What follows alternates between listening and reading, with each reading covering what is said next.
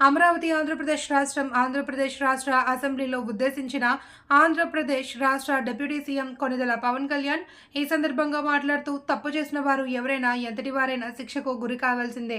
దానికి సంబంధించినటువంటి పూర్తి అధికారాలు ఇటు పోలీస్ శాఖకు, న్యాయశాఖకు పూర్తి స్వేచ్ఛ కల్పించాలి అని ముఖ్యమంత్రి చంద్రబాబు నాయుడికి విజ్ఞప్తి చేశారు. ఏమైనా అనుకోండి, కక్ష సాధింపు అనుకోండి, ఏమైనా అనుకోండి, ప్రజలకి సమాధానం చెప్పే మనమే తప్పు చేస్తే పరిస్థితి ఎలా ఉంటుంది అని ఈ సందర్భంగా తెలిపారు. దీంతో ఒక్కసారిగా సభలో ఉండే వాళ్ళు ఆశ్చర్యాన్ని మరియు సంతోషాన్ని వ్యక్తం చేశారు. అదృష్టవశాత్తు ఈ రోజు వాళ్ళకి లేరు.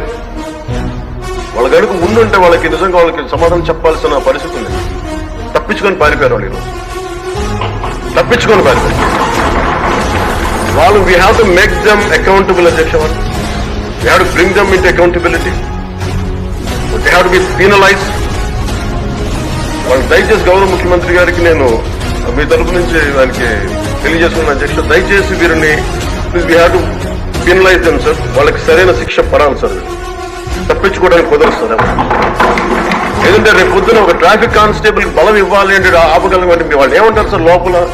నేను చిన్నపాటి కానిస్టేబుల్ అయితే నాకేమనిపిస్తుంది, మీరు పెద్దోళ్ళు అయితే వదిలేస్తారు, మమ్మల్ని అయితే పట్టుకుంటారంట. మనకి రూలింగ్ కి, గవర్నెన్స్ కి, అడ్మినిస్ట్రేషన్ కి నైతిక బలం పోతుంది.